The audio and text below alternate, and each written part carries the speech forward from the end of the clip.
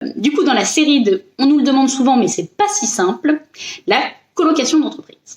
Alors, la situation, c'est souvent une start-up qui vient nous voir parce que elle veut se mettre en coloc avec une autre société pour prendre des bureaux plus grands, ou tout simplement parce qu'ils s'aiment bien.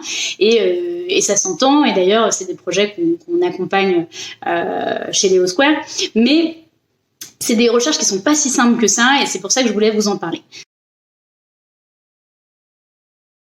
Tout simplement, c'est une question de risque pour le bailleur. Une fois qu'on a trouvé vos bureaux, quand on va présenter votre candidature, le bailleur va devoir savoir qui vous êtes, votre situation financière, ce que vous comptez faire des bureaux. Mais il y a fort à parier que, vu le contexte de tension sur le marché, vous ne soyez pas les seuls à être intéressés par ces bureaux. Et à dossier plus ou moins équivalent, s'il y a un candidat où il y a une société et un autre candidat où c'est deux sociétés qui souhaitent prendre à bail, le bailleur va privilégier généralement le monolocataire. Tout simplement parce qu'il va se dire que s'il y a deux sociétés, qu'est-ce qui se passe s'il y en a un qui paye plus, s'il y en a un qui s'en va. Et donc du coup, généralement, c'est compliqué de faire passer ces dossiers-là. Le premier, c'est assez logique, c'est de bien choisir avec qui vous voulez faire ce projet-là, hein, c'est comme dans la vie.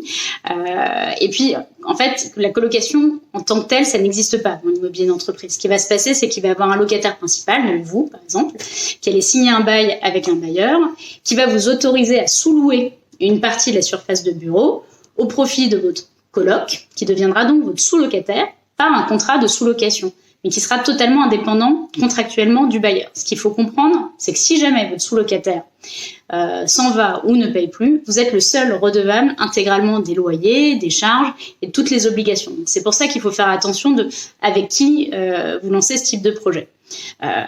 Deuxième point, la répartition de surface. Compte tenu de ça, on aura plus de facilité à faire passer un dossier où le locataire principal est celui qui a la grande majorité de la surface de bureau. Un ratio 2 tiers, 1 tiers, 75-25, ça s'entend et ça minore le risque si jamais le sous-locataire fait défaut.